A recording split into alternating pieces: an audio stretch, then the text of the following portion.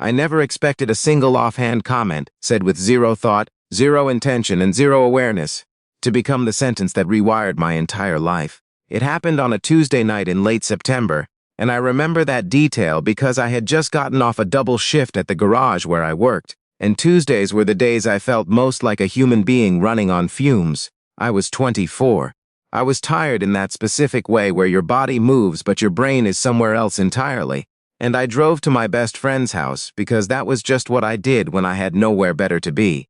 My best friend's name is Conrad Webb.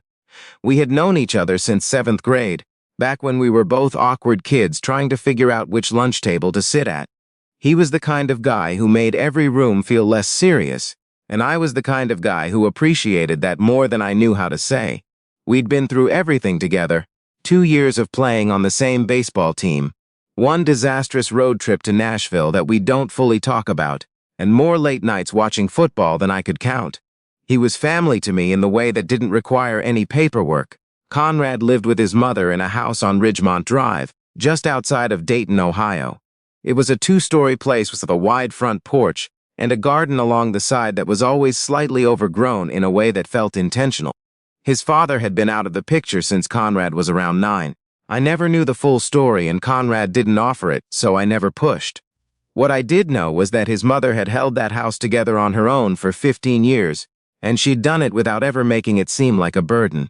Her name is Sylvia Webb. I want to say that carefully, because the way I understood her then and the way I understand her now are two completely different things. When I first started coming around as a teenager, Sylvia was just Conrad's mom.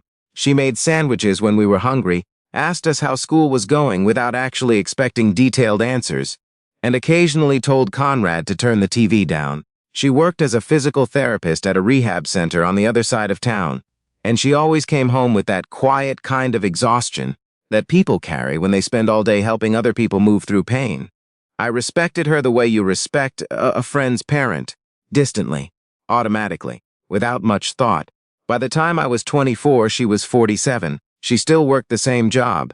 She still kept the same house, and she had a way of moving through a room that I had long since stopped noticing, the same way you stop noticing furniture that's always been there. That Tuesday, Conrad and I were parked on the couch with a pizza box between us and the game on TV. It had been a solid, pointless evening, exactly what I needed.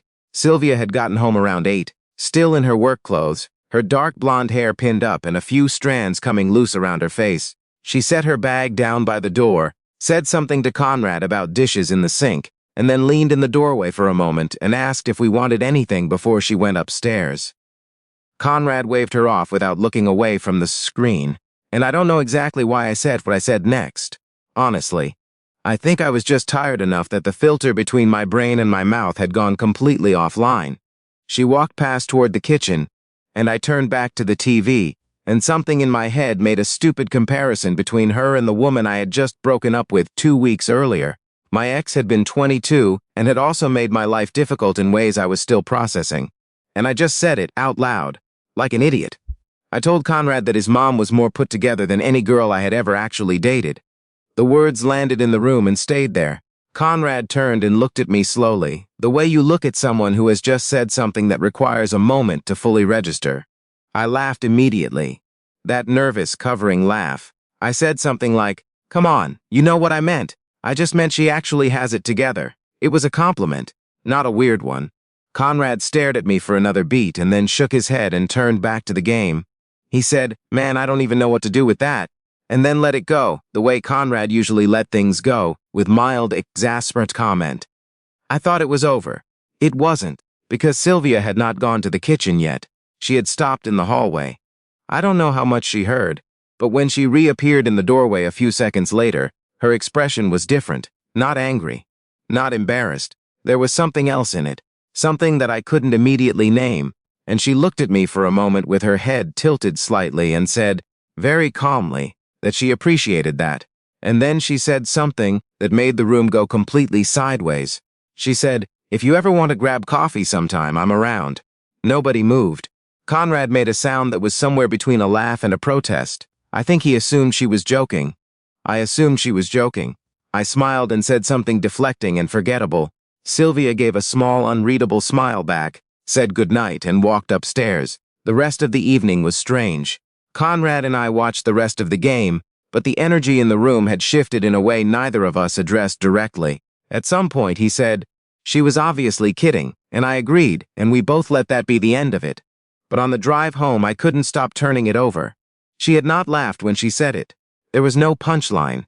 She had just offered it, the way you offer something simple and genuine, and then walked away. I told myself it didn't mean anything. I went home and went to sleep and tried to treat it like what it probably was, a small, forgettable moment. But over the next week, I found myself thinking about it more than made sense. Not in a way I was proud of, initially, more in the way you keep returning to something, because you genuinely don't understand it. The following Saturday, I went back to Conrad's to help him fix his car. He had a slow coolant leak that he'd been ignoring for too long, and it had finally caught up with him. Sylvia was home, working in the garden on the side of the house. I waved when I pulled in. Normal. Ordinary. But after Conrad and I finished with the car, he went inside to shower, and I was cleaning up by the truck when Sylvia came around the corner with gardening gloves still on and dirt on her forearms. She asked how the repair had gone. I told her. She nodded and then said, completely without preamble, that she hadn't been joking the other night. I remember setting the wrench down very carefully. She said she understood if it was strange. She said she wasn't expecting anything and wasn't trying to make things awkward, but she had meant it, and she figured she was old enough to say what she meant without dressing it up. Then she asked again, coffee. No pressure.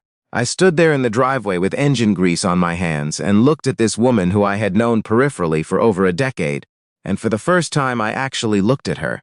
Not as Conrad's mom, not as a background figure in the house I had spent half my teenage years in, as a person who was standing there, being honest with me in a way that most people my own age rarely were. I said I needed to think about it. She nodded and went back to her garden. The next 2 weeks were uncomfortable in a way I struggled to explain. I didn't tell anyone what had happened. How do you explain that your best friend's mother offered to get coffee with you, and you're not sure whether to be flattered or alarmed or something else entirely?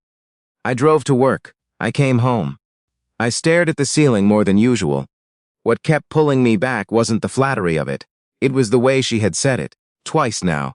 No hedging, no giggling, no plausible deniability, just directness. And I had been surrounded by enough indirectness in my 24 years to recognize how rare that was. I also kept thinking about what I knew of her life. 15 years of raising Conrad on her own. A demanding job. A house she maintained herself. No drama that I had ever witnessed. No complaints loud enough to reach me. No one ever sitting in that living room who seemed to be taking care of her instead of the other way around.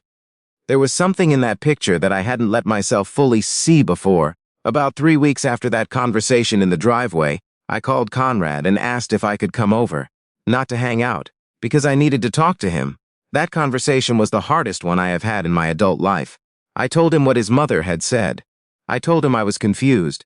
I told him I valued his friendship more than I could put into words, and that I didn't want to do anything that damaged what we had. And then, because I had decided I wasn't going to be indirect about it either, I told him that I thought I might actually want to say yes. Conrad was quiet for a very long time. When he finally spoke, he wasn't calm. He was angry. Not explosive. Conrad was never explosive. But there was a cold kind of anger in his voice that I had only heard once or twice before in 15 years of friendship. He told me it was weird. He told me it made him uncomfortable in a way he couldn't fully articulate. He said he needed me to leave. I left. For the next 3 months he didn't call. I didn't call either. Because I didn't know what to say. And because I thought he needed space. And because somewhere inside me, I understood that I had asked him to process something genuinely difficult, and that he was allowed to take time with it. Those months were the loneliest stretch I can remember as an adult. I went to work. I came home. I saw other friends occasionally, but it wasn't the same. Because Conrad was the one I actually talked to, the one who knew the full context of everything, and without him the rest of it felt like small talk. I did not see Sylvia during that time. I stayed away from Ridgemont Drive entirely. I figured if things were ever going to be okay with Conrad, me pursuing anything with his mother while he was barely speaking to me was not going to help. But I thought about her, more than I expected to, more than made logical sense. One night around month 2, I ran into her at the grocery store near the center of town.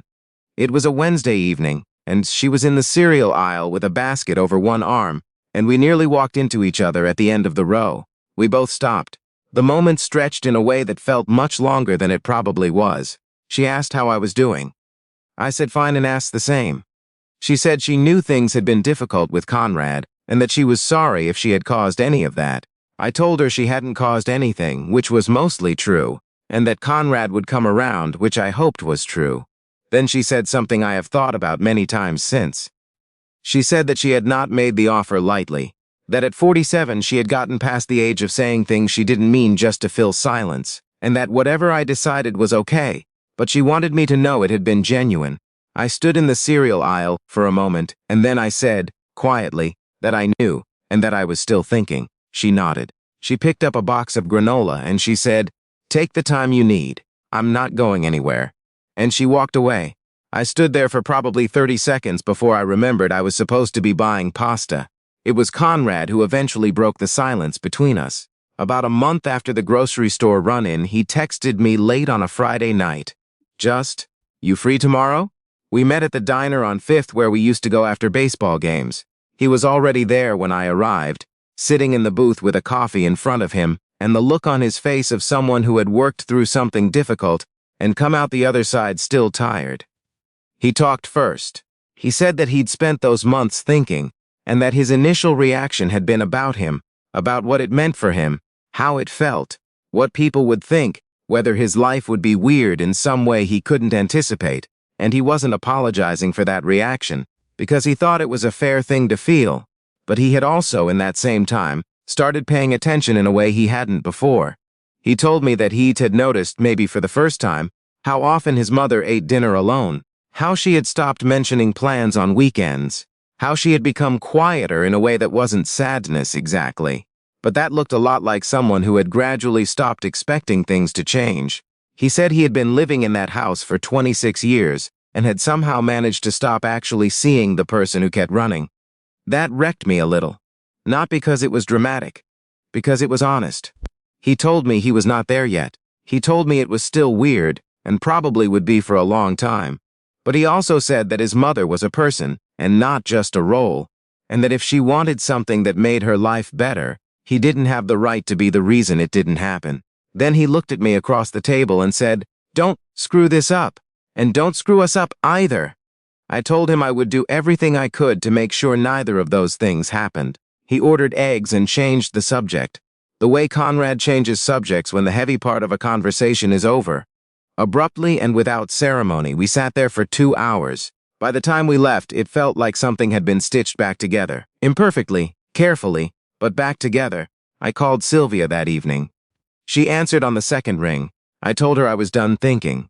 I told her I didn't fully understand what we were walking into, but that I wanted to find out, and I asked her if the coffee offer was still open.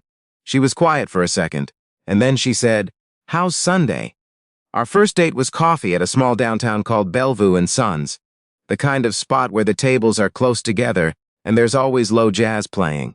We sat across from each other for almost 3 hours, and I can tell you that the conversation was nothing like I expected. I expected nerves. I expected awkwardness. There was some of that, sure, especially in the first 20 minutes when I knocked my spoon off the table, and she laughed and I felt 16 years old in the worst possible way. But then something settled. She told me about growing up in Western Pennsylvania, about wanting to be a nurse and then pivoting to physical therapy, because she liked seeing people regain strength rather than just managing illness. She told me about the early years of raising Conrad alone, how she had built a structure around the two of them that was tight and functional, and left very little room for anything outside of it, and how she had gotten so used to that structure that she had almost forgotten there was supposed to be more. I told her about the garage, about the evening classes I had taken, and then quietly abandoned when the schedule got to be too much, about the way I had coasted through my early 20s, without any clear idea of what I actually wanted, and only a vague sense of guilt about that. I told her about my ex, briefly, not because she asked, but because I thought she deserved context. She listened the way that only certain people know how to listen, without waiting for her turn to talk. She asked follow-up questions that made me realize she had actually heard what I said, and she was funny in a dry, quiet way that I had never picked up on in all those years of being in the same house as her. By the time we left, the morning light had shifted into afternoon, and neither of us had noticed. After that, we took things slowly. That was a deliberate choice, both of us. We got coffee a few more times. We talked on the phone. We went for a walk along the river trail on a November afternoon when the leaves were almost entirely gone, and the cold had just started to arrive. It was not a dramatic romance. It was just two people getting to know each other honestly, without the usual shortcuts. Conrad knew we were seeing each other. We had agreed, Sylvia and I, that there would be no secrecy. Whatever discomfort came with openness was better than the alternative. Conrad was uncomfortable at first in ways that he expressed occasionally, usually as jokes that weren't entirely jokes, like the time he texted me asking if I wanted to come to Christmas at his house, and then added a question mark and 3 dots and then nothing. I called him and we talked it through. Those conversations happened a few times over the first several months, and they were always a little awkward, and we always got through them. There is one thing I want to tell you, because it is the thing that I think mattered most in making any of this actually work. Conrad never stopped being my friend. He was uncomfortable. He was occasionally strange about it. He needed time to adjust to the reality of it. But he never stopped picking up the phone. He never stopped meeting me at the diner. He kept showing up, even when showing up required him to hold 2 conflicting feelings at once, which is harder than most people give it credit for. And Sylvia never put me in the middle. She never asked me what Conrad had said about her, and she never asked me to carry messages between them. She kept her relationship with Conrad separate and let it be its own thing, which it had always been, long before I came into the picture. That separation was important. It kept things from collapsing into one tangled mess. Now I want to pause for a moment and ask you something. If you've ever had a moment where life handed you something you didn't plan for, something that came out of nowhere and asked you to decide who you were going to be, leave the word unexpected in the comments below. I would genuinely love to hear your story. The holidays that first year were complicated. Thanksgiving I spent at my own family's house, and I noticed I kept checking my phone more than usual. Christmas I went to Conrad's, which was the first time the 3 of us had been in the same room with the full truth out in the open, and I won't tell you it was entirely easy. There were moments of strange silence. There was a moment when Conrad made a joke that landed slightly wrong, and then immediately looked like he wished he could take it back. There was a moment when Sylvia and I reached for the same serving dish, and our hands overlapped, and Conrad walked to the kitchen for no apparent reason. But there was also a moment, late that Christmas evening, when Conrad fell asleep on the couch with the game on TV, the same way he had fallen asleep on couches his entire life, and Sylvia and I sat at the kitchen table with our coffee and talked quietly for a long time, and it felt, in some way I don't have the right words for, completely natural. That was the moment I think I knew. Not in a dramatic, cinematic way. Just a quiet, settling kind of knowing, like something that had been slightly out of place finally where it belonged. The years since then have not been without difficulty. There is no version of this story where I tell you everything was easy once we decided to be honest about what we wanted. There were friends who found the whole situation funny in a way that wasn't entirely generous. There were family members on both sides who needed time, and a few who still haven't fully come around.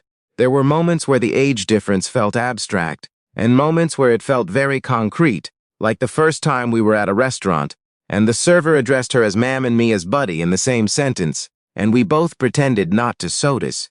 What I can tell you is what made it work. As far as I can tell, Sylvia treats things directly. She doesn't let misunderstandings sit until they grow. When something is bothering her, she says so without turning it into an event, and she expects the same from me, which required some adjustment on my part because I had spent most of my life handling discomfort by quietly waiting for it to pass. She taught me without ever framing it as a lesson that most things don't actually pass on their own. You have to walk toward them. Conrad got there. Not overnight, not without friction, but he got there.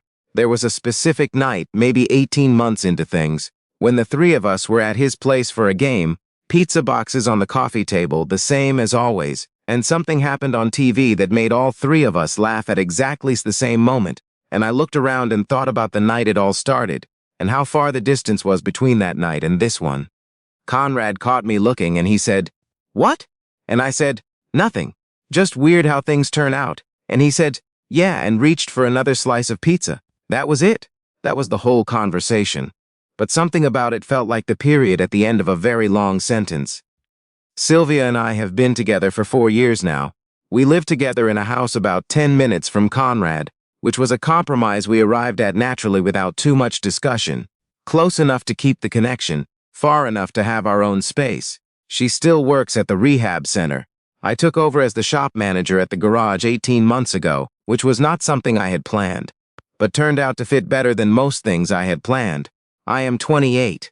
She is 51. Neither of us spends much time thinking about those numbers, which I think is as good a sign as any. I still go to Conrad's on game nights. Sylvia usually doesn't come.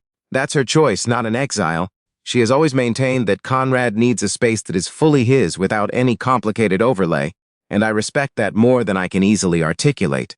Sometimes when I'm over there and the pizza boxes are out and the game is on, and Conrad is making some sarcastic comment about the offensive line, I look around and feel the full weight of how close I came to none of this. All it would have taken was for me not to say anything that night, or for her not to answer, or for either of us to decide that the comfortable thing was also the right thing. I think about that sometimes, about how many lives are shaped by a single moment of honesty arriving in an unexpected place, about how often people walk past those moments because they look too complicated, or too unlikely, or too much like the kind of thing that doesn't happen to people like them. I am not telling you this story because I think you should go find yourself a complicated situation. I'm telling you because I think the honest thing and the easy thing are almost never the same thing, and I spent most of my early 20s confusing the two. I am not sure I would have learned that any other way. Before I close, I want to say one more thing about Sylvia, and I want to say it clearly because I think it gets lost sometimes in the way people talk about stories like this one. She was not waiting for someone to rescue her. She was not lonely in the way that makes people desperate. She was a woman who had built a complete and functioning life and had decided, at a point when most people would have stopped asking, that she still deserved the things she had set aside. The fact that she said so directly, twice without hedging, is something I have never stopped thinking about, because it would have been much easier to not say it, to let the moment pass and go back upstairs and not complicate anything. She chose honesty over comfort, and that, more than anything else, is probably what I fell in love with. Conrad, if you ever somehow see this, I owe you every honest conversation I was too scared to have before I met you. And I owe you about $40 from that Nashville trip that I am still not going to pay back. And if this story meant something to you, if you've ever had a moment where the unexpected thing turned out to be the right thing, I want to hear about it. Like the video, share it with someone who needs to hear that life doesn't always go according to the plan, and subscribe to Mercy Stories because we believe in second chances and the strange, unplanned ways people find their way towards something real. Sometimes the thing that changes your life arrives without warning, without logic, and without a single good reason to make sense. And sometimes, if you're willing to walk toward it instead of away, it turns into the truest thing you've ever known.